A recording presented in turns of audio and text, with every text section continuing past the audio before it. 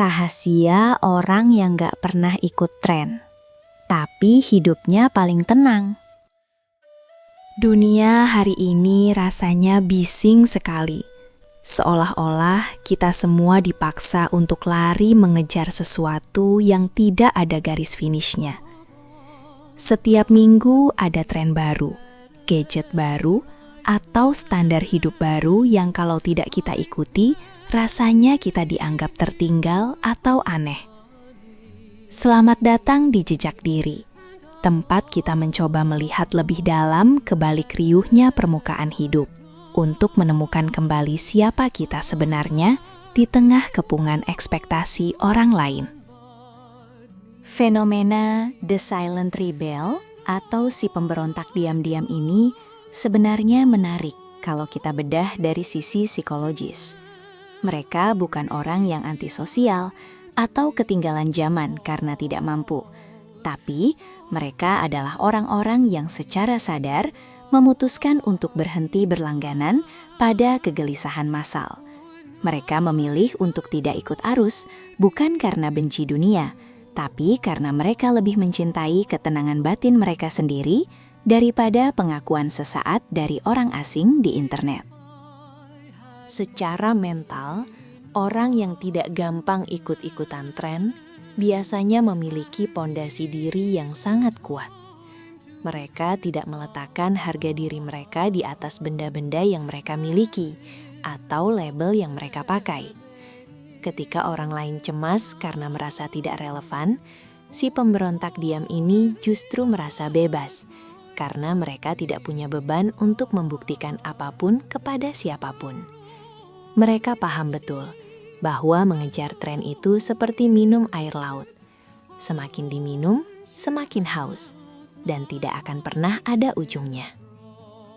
Dalam sudut pandang yang lebih mendalam, sikap ini sebenarnya sangat dekat dengan nilai menjaga hati. Kita sering lupa bahwa setiap kali kita terobsesi pada apa yang dimiliki orang lain, ada sedikit bagian dari ketenangan kita yang hilang. Menjadi pribadi yang tidak mudah goyah oleh tren adalah bentuk pengendalian diri yang luar biasa.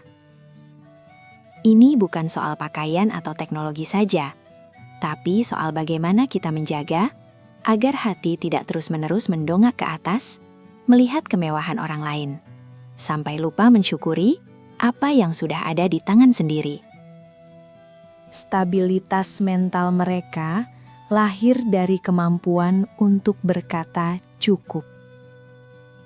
Di saat dunia berteriak kurang dan tambah lagi, mereka berani berbisik pada diri sendiri bahwa apa yang mereka miliki sekarang sudah lebih dari memadai.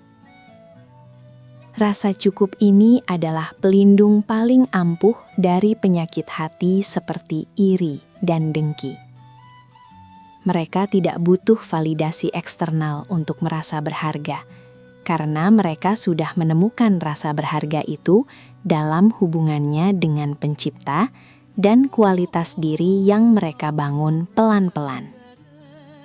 Psikologi menyebutnya sebagai kemandirian berpikir, di mana seseorang tidak lagi membiarkan lingkungan menentukan apa yang harus dia sukai atau dia benci.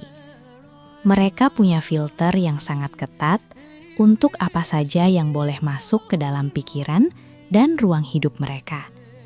Hidup jadi terasa lebih luas karena mereka tidak terjebak dalam kotak-kotak sempit bernama tren. Mereka punya waktu lebih banyak untuk fokus pada hal-hal yang benar-benar bermakna, seperti memperbaiki kualitas ibadah atau mempererat hubungan dengan keluarga, daripada sekadar memikirkan konten apa yang harus diunggah hari ini. Seringkali kita merasa stres bukan karena masalah hidup yang berat, tapi karena kita terlalu sibuk membandingkan nasib kita dengan potongan-potongan hidup orang lain yang dipamerkan di media sosial. Si pemberontak diam ini tahu cara menutup mata dari hal-hal yang tidak membawa manfaat bagi jiwanya. Mereka mempraktikkan cara menjaga diri dari paparan informasi yang hanya memicu rasa haus akan dunia.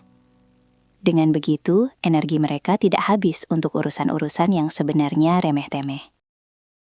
Ketahanan mental mereka juga teruji saat mereka dianggap aneh atau tidak gaul. Mereka tidak merasa terhina karena standar kebahagiaan mereka memang tidak diletakkan di lidah orang lain.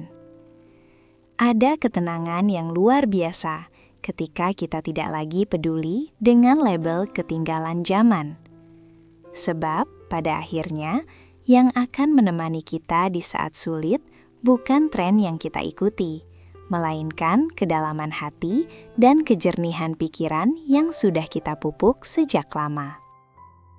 Kita perlu sadar bahwa hidup ini terlalu singkat kalau hanya digunakan untuk menjadi fotokopi dari keinginan orang banyak.